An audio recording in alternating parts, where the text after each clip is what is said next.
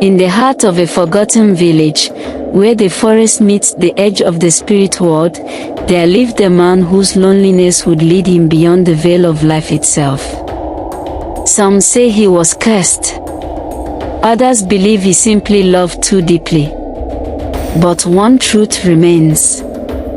He married a woman who was never truly alive. His name was Obinna, a humble farmer, known for his quiet nature and calloused hands. He lived alone, at the edge of the village, with only the whispers of the wind and the rustling of yam leaves for company. His wife had died in childbirth many seasons ago, and though the child survived only a day, the grief lingered like smoke that never clears. Obinna never remarried. He worked. He prayed. He endured. But even the strongest hearts can wither without warmth. One evening, after tilling his field under the pale orange sky, he walked toward the forest spring to fetch water. There, under the towering iroko tree, he saw her. She was sitting by the water, her feet not touching the ground. Her skin glowed like moonlight on river stones, and her eyes held a sadness deeper than the earth. Obinna stood frozen.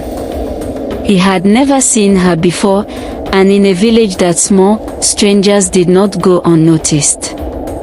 "Good evening," he greeted, cautiously.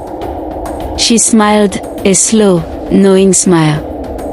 "Good evening," she replied softly. "I've been waiting for you." He blinked.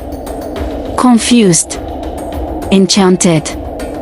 Her name, she said, was Adis. She had no family in the village. No past she could speak of. But when she touched Obinna's arm, he felt warmth for the first time in years. In the weeks that followed, she came to him every evening by the spring. They spoke of dreams, loss, and longing. And just like that, he fell in love. Obinna brought her to the village, but the elders frowned. Where did she come from? They asked. Who is her people? Why does her shadow fade when the sun is high? He dismissed them. Love had blinded him. And soon, they were married. The first sign came a week after the wedding. Obinna woke to find Adi standing by the window, her eyes wide open, lips moving in silence, hands dripping with water, though the house was dry. He called to her, but she did not respond. When she finally turned, her face bore no expression. Just emptiness. Then she smiled again, that same slow, knowing smile. I was dreaming, she said. Of the river. Days passed. Then animals stopped coming near their hut. Children whispered about a woman with no footprints. At night, Obinna heard singing, soft, distant, like it echoed from beneath the floor. He asked her where she came from again. She replied, from a place you cannot walk, only feel. Desperate, he returned to the elders.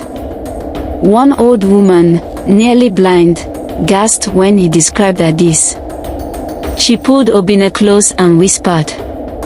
Years ago, a girl drowned in the river beneath the iroko tree. She was buried, but the ground never accepted her.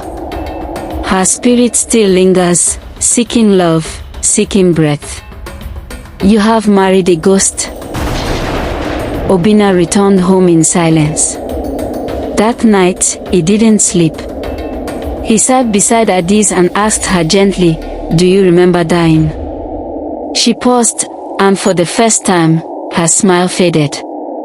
I remember water, she said. I remember waiting. And then, you. Obinna wept, not from fear, but from sorrow. He had found love, only to lose it again. The next morning, he took her to the spring. The air was still. Will you go back? He asked. She touched his face, eyes wet with tears. Only if you release me. He nodded. She stepped into the water. Slowly. Silently.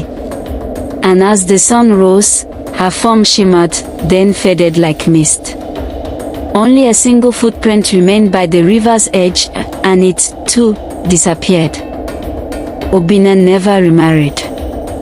He would sit by the spring for hours, speaking to the wind, to the trees, to the memory of Adis.